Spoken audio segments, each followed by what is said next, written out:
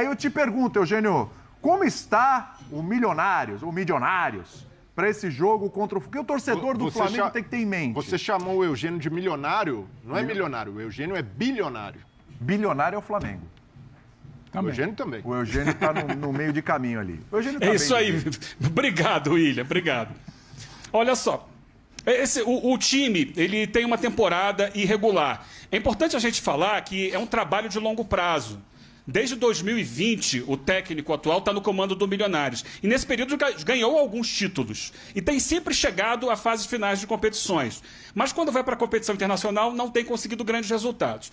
Esse ano, eles já ganharam a Supercopa, logo no início do ano, vencendo o Júnior, que vai ser o adversário do Botafogo, né, na quarta-feira. Mas no campeonato, eles viveram um momento de oscilação.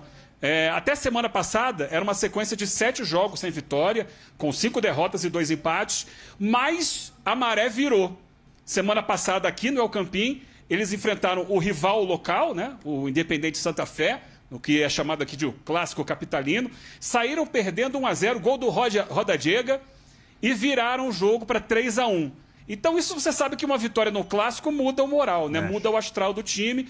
Ganharam também, no final de semana, um jogo sábado à noite contra o Fortaleza, 2-1, com o time praticamente reserva, só 2 titulares, que eram o goleiro, o Álvaro Monteiro, e o zagueiro, Juan Pablo Vargas, que estavam com suas respectivas seleções na data FIFA.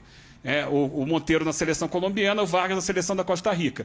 E como eles não jogaram pelas suas seleções, estavam um tempo sem jogar, o Gameiro colocou para entrar no jogo contra o Fortaleza, ganharam por 2-1. Com esses 2 resultados, o time volta a ter chance de classificação no Campeonato Colombiano. Então, o momento, se a gente fizer um recorte mais recente, é um momento positivo, um momento de confiança. Mas é claro que quando você pensa para enfrentar o Flamengo, aí a dificuldade é muito grande, mesmo jogando em casa, com a torcida a favor. O Flamengo tem um time tecnicamente muito forte. E um Flamengo que não vai precisar negociar com a final do Carioca, né? Porque essa era a preocupação e tal. Claro, tem deslocamento, tem viagem e tudo, mas o Flamengo resolveu já a parada. Pratos vai mandar para você, espera acabar. O Flamengo já é campeão, o Flamengo não sofre gol. Então, o Flamengo vai inteiraço e se ele quiser até poupar no jogo de volta contra o Nova Iguaçu, acho que a tática pode ser essa. Eu acho que até... E o poupar do Flamengo, eu queria. Eu vou te falar, viu? O time reserva do Flamengo. Nossa Senhora, meu Deus do céu. Acho que facilitou muito até a estratégia da comissão técnica, né? A logística para esse jogo da Libertadores. E com força máxima, começar com poder, mostrando, né, o favoritismo que tem dentro do grupo e até nesse confronto contra o Milionários. O Flamengo já definiu sua vida no Campeonato Carioca. Com méritos, foi o melhor time da competição, é campeão. Abriu um 3-0, um time que só sofreu gol quando jogou com o time sub-20. Foi. Após isso, mostrando toda a solidez defensiva e o trabalho do Tite também, né?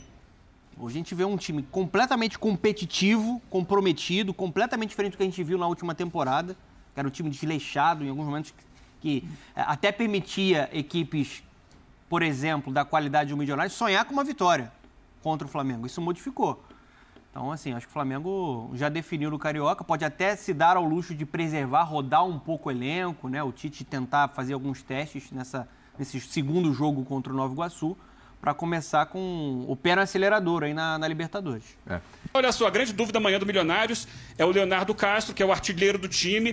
Ficou aí mais ou menos um mês afastado por lesão muscular. Já está recuperado, a questão é condicionamento físico. Se tem condições de jogar 90 minutos ou não. E aí o Gameiro vai decidir se ele começa o jogo como titular ou se começa no banco de reservas. É uma peça importante do Milionários. Um abraço, gente. Valeu, Eugênio. Um abração para você e bom trabalho aí, que o Eugênio vai até o arroz secar, hein, rapaz? Até amanhã o jogo e tal. A gente deve entrar com o Eugênio de novo amanhã para informações aí de Flamengo e Milionários. Agora, Pedrão, a gente já discutia no dia do sorteio da Libertadores, né?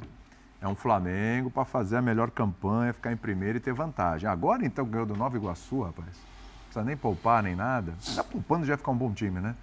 Eu acho que agora, então, hein? Só o único pedrinha no caminho era essa decisão do Carioca, nem é mais, hein? Eu acho que o Tite não vai poupar o time na final do fim de semana que vem. É mesmo? Acho até por uma questão de... Se a gente pega recortes das falas dele, de respeitar o campeonato, respeitar o adversário, fazer o que dele se espera, até por uma questão de grupo, não tirar a rotação, não desconcentrar, não tomar um gol ali de início, tornar o jogo pior do que é. Eu acho que ele vai com o pé embaixo no acelerador para essa estreia, e o Flamengo precisa se preocupar sim. O Flamengo hoje, ele tornou o campeonato carioca tranquilo. E quem olha e fala, mas também é obrigação, precisa olhar um pouquinho para trás. A tal da obrigação nos últimos anos ele não conseguia. Não, mesmo. Ele torna o Campeonato Carioca tranquilo, ele tem uma dívida aí a acertar com a sua torcida de levantar taça, independentemente de ser carioca, de ser taça Guanabara. Ano passado não teve nada, então cada taça, por menor que seja ali, você vai criando uma confiança, uma casca, vai gerando um crédito ali para a comissão técnica, para grupo. Eu acho que ele vai com o pé embaixo contra o Milionários, vai tentar fazer esse resultado, acho que é capaz de fazer. E no fim de semana, vai ficar fora do jogo quem tiver fadigado. Ali na planilha, ali no GPS, ali, quem tiver muito, não vai vir com o pé embaixo. Mas daí dá para negociar um segundo tempo jogo ali, dá, saca, porque né? a gente conversava isso, se eu não me engano, no sábado. Hoje você mexe 5 peças, né? Se você descansar um do time titular e 5 no segundo tempo, você já trocou mais de metade do time para a final. Semana que vem você tem um jogo contra o Palestino em casa. Vamos combinar? O Palestino em casa está longe de ser o maior desafio. É mais complicado a estreia do Brasileirão, se eu não me engano, contra o Atlético Goianiense do que o Palestino em casa. Sim. Então acho que você vai começar a dosar um jogador, 2 jogadores, uma fadiga de um lateral, um cara de meio de campo que talvez precise entregar um pouco mais. Eu queria entender melhor o que aconteceu com o De La Cruz nessa volta dele, porque ele não foi aproveitado como vinha sendo nos amistosos da seleção e não teve bem exatamente fisicamente ou no seu melhor nível no fim de semana. Talvez possa ser um cara de uma peça aí para você negociar. Ele já saiu no início do segundo No tempo. segundo tempo, de Milionários ou no segundo tempo de Nova Iguaçu. Agora, achar que o Tite vai pegar e tirar meio time numa competição na outra, eu não acho que vai acontecer isso nesse momento não, William. Não acho que vai acontecer isso não. Para um mata-mata de Copa do Brasil, estabelecer um outro time, tentar um outro modelo, mata-mata, desculpa, na terceira fase, que é em maio, início de maio, depois 20 e pouco de maio, eu acho que sim. Agora, para agora, acho que é muito mais uma negociação de fadiga ali momentânea do que o Tite que teve 3 meses ou quase de uma pré-temporada. Tite não teve Supercopa, Tite não teve Recopa, Tite não teve corda no pescoço no Campeonato Carioca. Agora é que a coisa começa, sabe? Agora é que é para mostrar o que esse time tem de garrafa vazia para vender. Não vai ficar negociando para mim não, William. Vai trocar uma peça ou duas por fadiga de viagem, mas vai com o pé embaixo em tudo que é competição. Fala, Zé, você falou. Não, eu acho que é muito cedo ainda também, né? Embora, semana passada eu toquei aqui, são 58 dias, 18 jogos, né? Se eu não me engano, são 18 ou 16 jogos, é mais ou menos isso, é isso aí. É um jogo a cada 3 dias. Isso. Né, com viagens e tal. Mas eu acho que o Tite, dentro das declarações, eu vou me basear nas declarações que ele deu pós-jogo do Nova Iguaçu, eu acho que ele vai aproveitar ao máximo e aí, como o Pedro falou, o Tite, ele vem acompanhando, né? Ele sabe o que está fazendo, ele sabe o que os outros estão fazendo. Então seria um pouquinho de falta de inteligência do Tite nesse sentido, que eu acho que não tem, porque ele é uma pessoa inteligente e as pessoas que estão ao redor dele, Clebinho, César, o próprio filho, né, é Matheus, né? Sim. O Matheus, o Fábio Mazeridian, que é o preparador físico, esses caras, eles são inteligentes e aí você consegue ter uma troca de experiências muito boas ali. Porque você tem o César, ex-jogador, o Tite foi um ex-jogador, o Fábio, preparador físico já há um bom tempo, você tem o Matheus, que é um cara que traz uma filosofia mais nova, no sentido de estudos, aquelas coisas todas, o Clebinho, questões táticas, então você consegue ter uma opinião bem consolidada para você tomar as atitudes. Como o Pedro falou, e aí você pega lá desde 2019, você tem que observar o que vem acontecendo no futebol. Eu acho que o Tite vem observando. Quem ganhou 2019? Jorge Jesus. Ah, não, Jorge Jesus colocava o time para jogar o tempo todo. É verdade. Não é verdade isso. Tirava 4, tirava 5. Às vezes levava os caras no banco, dava 45 minutos, estava mais ou menos, ele ia lá, tal da formação principal ele ia lá e colocava os jogadores para jogar. Ah, mas ele não jogou a Copa do Brasil. Mas não interessa, ele conseguiu fazer isso. Ele foi eliminado da Copa do Brasil, jogou 2 jogos. Assim, esse Flamengo é um Flamengo que tem no mínimo 2 jogadores por cada posição e 2 bons jogadores. Não é aquela disparidade entre o titular e o reserva. Então, acho que o Tite vai fazer isso. Troca 5, 60 minutos de jogo. Quem é que faz muito isso? 60, 65 minutos de jogo. 1-0, 2-0, começa a tirar. Troca. O Abel. O Tite tirou o De La Cruz por 64 minutos. O Abel faz isso. O Abel fez isso e vem fazendo isso. 60 minutos, 65. O jogo está resolvido, ele começa a poupar.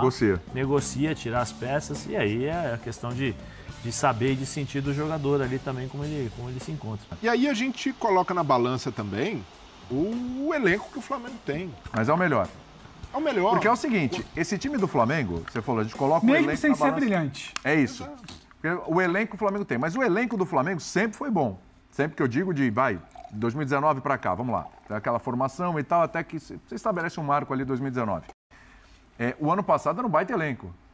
Só que não era o melhor time do Brasil. Faltava muita coisa, né? Então, mas é nesse ponto. Mas hoje como o trabalho não andava, e os jogadores também não respondiam, o Flamengo ficou, de certa forma, subaproveitado. Era um grande elenco que tinha muita desorganização interna, um treinador com dificuldade de trabalhar. Agora, se a gente analisa começo de temporada, já temporada andando, estaduais, você tem uma amostragem do time. Para mim, desde 2020, o Flamengo não entra tão favorito numa Libertadores. Porque entrar na Libertadores não é no começo do ano, mas começar a competição medindo já o status desses 3 meses Você prévios. acha que o Flamengo é favoritaço na Libertadores, então? Não, é muito favorito. Por tudo que envolve o Flamengo, que é já uma competição que aprendeu a jogar, o Flamengo chega a uma final de Libertadores depois de ter começado aquela temporada tenebrosa e vence a Libertadores depois de começar a temporada com o Paulo Souza. Sim. Então, com o Rogério Ceni também, acaba demitido, cai, mas o Flamengo bateu final de Libertadores. Então a gente fala muito... O Rogério Ceni foi campeão brasileiro. Campeão, mas é isso. Mesmo quando o Flamengo começa mal a temporada, consegue chegar, consegue incomodar. No ano passado, uma situação atípica, porque aí de Vitor Pereira, Sampaoli, toda uma turbulência ainda Você está maior. querendo dizer que é uma verdade. É a primeira vez nesse período que o Flamengo começa bem a temporada. Então, começa bem, dá uma resposta e é sólido. O Donan está falando, um time que não toma gol, um time bem encaixado, que continua atacando, que tem, hoje é muito mais equilibrado, não é só... A gente sempre falou muito do Flamengo nesses últimos anos, do ataque, a capacidade do individual, do intuitivo. Hoje a gente fala no Flamengo já como uma equipe forte, uma equipe que compete. E já no ano passado, o Tite, quando enfrenta o Abel, 3-0 para o Flamengo. Então, com imposição, fazendo valer o melhor elenco. Então, eu nem cito 2019, porque 2019 o Flamengo ainda tinha toda aquela pecha de Libertadores, de time que não chegava. Gente, o fantasma da Libertadores. O Jorge Jesus chegou depois também. Então, mas também começou o ano com o Abel sendo muito questionado, porque não colocava o Arrascaeta. Mas é isso, não entrou na Libertadores com... esse rótulo de favoritaço. 2020, sim, era o atual campeão, se esperava muito ali, o Jorge Jesus no comando, acaba saindo no meio da temporada, mas desde 2020 eu não vejo o Flamengo começar uma Libertadores tão favorito, tão consistente, tão regular. E aí, respeitada também a tradição do Palmeiras, que com o Abel, 4 semifinais seguidas, um time muito competitivo, 2 títulos, mas pelo fato do Flamengo ter um melhor elenco, ter mais margem de mexida e um técnico que também conhece muito bem essa competição, eu vejo que o início do Flamengo é muito promissor e o torcedor rubro-negro realmente tem de não só sonhar, mas cobrar que o Flamengo volte a chegar a uma final de Libertadores. Eu não consigo colocar o Flamengo destacado como favoritaço, porque competição eliminatória é complicado, mas é um dos grandes favoritos. Acho que é um time... Eu vejo o Flamengo mais favorito no Brasileiro. Eu também. Eu acho que é um time muito consistente para para pontos mata-mata, tem pegadinha. O Brasileiro, vai ser muito difícil você ver o Flamengo perder jogos, tomar gols, O time oscila pouco. ser surpreendido. O time oscila pouco. Ou uma questão de um jogo, é muito pouco provável que o Flamengo, que sempre teve nos últimos anos, o Flamengo não liderava o Campeonato Brasileiro desde aquele título com o Ceni. O início era sempre tumultuado. Abril e maio era quase que calendário. Acho que o único ponto, Mas Pedro, é a Copa América. Então, certo quanto a festa junina ali, a Páscoa, era o Flamengo trocar de treinador e ter uma crise. Mas vocês conseguem citar um time que hoje começa mais favorito que o Flamengo na Libertadores? Não. Então, Mas tá, eu não consigo colocar assim, muito destacado. Mas o ser uma mata-mata, competição eliminatória. assim como a Copa do Brasil, ele te impõe variáveis que podem mudar a obviedade. O brasileiro menos, o ponto escorrido. O time sólido como é o Flamengo, ele é talhado para esse brasileiro. Sim. Aí no mata-mata, às vezes, você pode ter um gol fora, uma lesão, tem margem de uma evolução situação também, né, Pedro? típica, claro. Tem muito time com margem de evolução. O próprio Palmeiras pode crescer. Né? Tem que ver como é que vai ser a situação da série do Endrick. O Galo pode crescer muito com o Milito. Né? Outras equipes, o Fluminense é o atual campeão. Até agora abaixo, mas com mais tempo para treinar, né? Tentando recuperar os jogadores fisicamente. O Diniz já mostrou o potencial que ele tem. Grêmio. O Grêmio. Eu acho assim, o Flamengo, a gente criticou muito ele. Não no nível do Flamengo. Tá abaixo. O time que pode crescer, pode crescer. Sim, a gente criticou muito a diretoria do Flamengo, né, porque mereceu em diversas oportunidades, mas o grande acerto da diretoria foi contratar o melhor técnico brasileiro, o cara que comandou a seleção em 2 Copas e que está acima. Dentro do mercado sul-americano, ele é acima da média. E foi num timing correto também, que ele já começa no ano passado, na reta final do ano passado, então ele já tem um tempo para começar a criar uma identidade para a equipe, detectar pontos fracos que precisavam ser solucionados dentro de um mercado, modificar o ambiente, que antes o treinador que estava lá fez um trabalho muito ruim na parte tática e o ambiente era ridículo, né? Não dava nem bom dia. Eu estou falando do Sampaoli. Aí você contrata um cara que vai muito bem na gestão, que chegou lá para comandar, que consegue deixar todo mundo motivado, que consegue melhorar os jogadores e tem trabalho. Você olha para o campo, você pode não ver o Flamengo brilhante, como o Pedro falou, e eu concordo. Nem sempre o Flamengo é aquele Flamengo envolvente, mas é um Flamengo organizado, focado e eficiente. Você sabe como o Flamengo joga. Então, é o impacto que faltava para esse time. É o melhor elenco, mas sem trabalho, não é com papel que você vai levantar taça. E a gente viu isso na última temporada. Eu acho que com o Tite, o Flamengo fica mais próximo de levantar grandes taças na temporada de 2024. O trabalho dele até agora é muito positivo, porque ele teve uma pré-temporada, o time melhorou taticamente. Teve reforços também importantes. Teve reforços importantes. E chegou, outra coisa, cara, a gente fala muito aqui. A gente fala muito da comissão. Olha o time do Flamengo fisicamente, como é que tá o trabalho lá do Fabinho, Maceridian. O time tá voando. O Arrascaeta, assim, para o que a gente viu do Arrascaeta nas últimas temporadas, um jogador que às vezes precisava preservar, às vezes ele sempre muito craque, mas ficava muito dependente de lampejo. É um cara que participa muito mais do jogo. Eu não tô falando com bola só, não, sem bola também. Caramba no passado, hein? Com aquele começo de várias competições. Polaram a Arrascaeta também. Não só ele, né? O elenco inteiro. É porque eu acho que o time cresceu muito fisicamente também. Mas sabe o que eu acho, assim, lembrando, eu tô lembrando do Bubu, né? Porque fatalmente ele iria falar aquela cadeira ali é o contrário. Tudo tá acontecendo o contrário. Ele elogiou o Tite e falou que foi bom assumir antes. Porque provavelmente, né, se o Bubu estivesse ali, ele ia falar assim, tá tudo bem assim agora. Mas ele mentiu, ele... Isso. Mas, assim, a pessoa que não muda, ou que não é capaz de mudar por uma situação, ela não é capaz de mudar a situação, o mundo, né? Não é capaz de mudar as situações que ele irá enfrentar. Eu acho que quando o Tite volta, ele deixa muito claro o porquê que ele voltou e ele falou assim, olha, eu estou antecipando um processo. Essa antecipação de processo deu ao Tite e à sua comissão esse entendimento de jogo. Esse entendimento de, olha, característica de fulano tal, isso daqui tal, ele demorou um pouquinho e aí eu não sei, vamos ver o que vai acontecer, porque eu tenho as minhas dúvidas se ele iria colocar o De La Penha por dentro. De La Cruz. O De La Cruz, desculpa. A saída do De La Penha eu gostei. A saída do De La Cruz, né? A saída do Gerson ajudou. Ele achou o time assim. Ele achou, foi mais ou menos como o Bruno, lembra? O Bruno se machucou, tá, ele acha o equilíbrio, o famoso equilíbrio que ele tanto mencionava nas entrevistas, tal. Não sei se o Gerson apto fisicamente ou jogando, ele iria mexer com o Gerson, eu tenho minhas dúvidas. E deixo o De La Cruz aqui, porque o De La Cruz me dá mais, ele me entrega mais coisas do que você. Não que você não tenha qualidade, mas o De La Cruz junto com o Pulgar, eles conseguem marcar e jogar ao mesmo tempo. Eles conseguem fazer com que esse time não fique com espaços entre defesa, meio campo e ataque, porque eles fazem eles têm um bom entendimento de jogo, então eles puxam a defesa, quando eles precisam voltar, eles voltam, eles se encaixam. Só que tem uma coisa que eu vou voltar no começo do ano, se não me engano, foi a primeira entrevista do Tite e junto com o Arrascaeta. Uhum. Acho que a gente até brincou aqui. O Arrascaeta fala o seguinte, no churrasco lá, eu falei que a gente entendeu, e eu tenho que falar isso aqui, que um precisa correr pelo outro. Uhum. Um precisa ajudar ao outro. Sim. Né? Não é só fulano, não é só Beltrano. Aquilo ali era uma semente do Tite.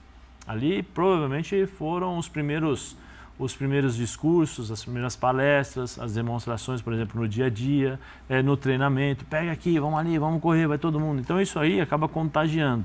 E aí você você vai fazendo passo a passo, passo a passo, passo a passo.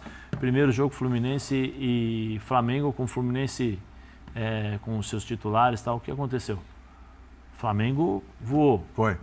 O Arrascaeta, 3 desarmes, intensidade no jogo, armando o jogo, participando o tempo todo. Então, ou seja, o Tite planta a semente, os caras compram. Mas só que aí, no passado, você falou assim, joga a bola no Arrascaeta, o Arrascaeta faz alguma coisa. ou como é o Arrasca, né? Arrasca, o Arrasca. Ele te ajuda, ele te ajuda. Com I e com X. Isso, como que é? E vários X. Arrascaeta, né? O Arrascaeta fazia alguma coisa. Só que hoje não precisa mais somente o... Né? Depende do Arrascaeta. Você não depende do Arrascaeta.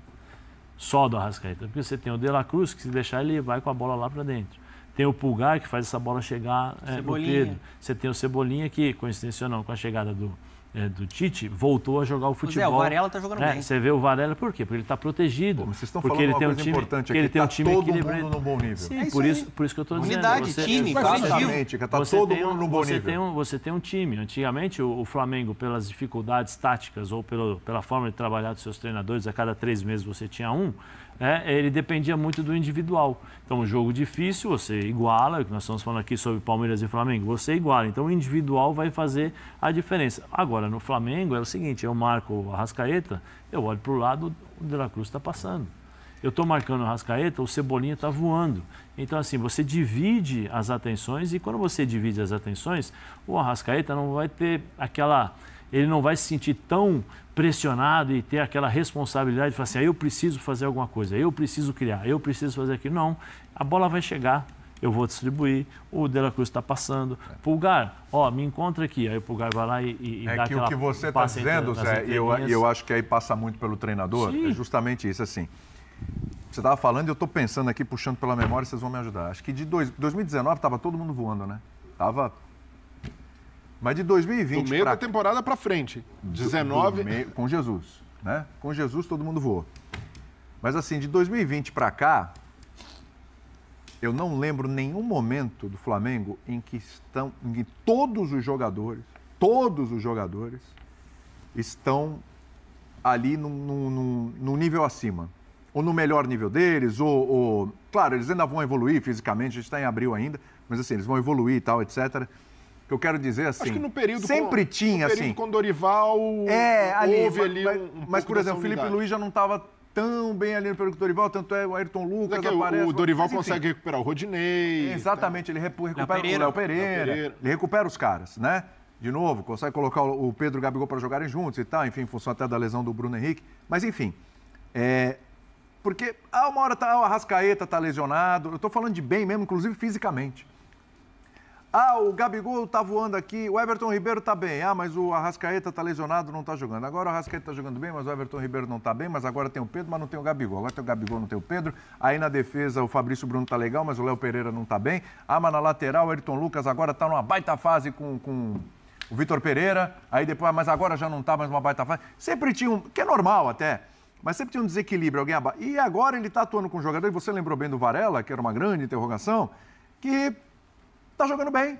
Né? A gente fala aquele lá das laterais, que era o Pedro que falava até das laterais do Flamengo, né? Tá um pouco desequilibrado e tal. Esses caras estão jogando bem. A gente começa o ano debatendo que o Flamengo precisava olhar para a lateral direita no seu mercado, não olhava. Exatamente. E aí você tem uma outra situação, porque o Tite recupera um jogador por ali, eu acho que falta uma posição que você não tem, por exemplo, o Zé comentava, o Flamengo tem sempre 2 opções por posição. Você pode ter o Varela bem, mas você não tem um segundo nome. Mas você já resolver, do ponto de vista coletivo, uma situação individual que vinha te pegando ali, já é interessante também. Você passa a ter menos um buraco ali de elenco. Faltavam 2 peças, falta uma agora de reposição. Cebolinha bem, né? Aí você fala, William, mas aí não tá todo mundo, não é porque o Gabigol, mas o Gabigol hoje é reserva. Eu tô falando dos 11, o Gabigol hoje é reserva.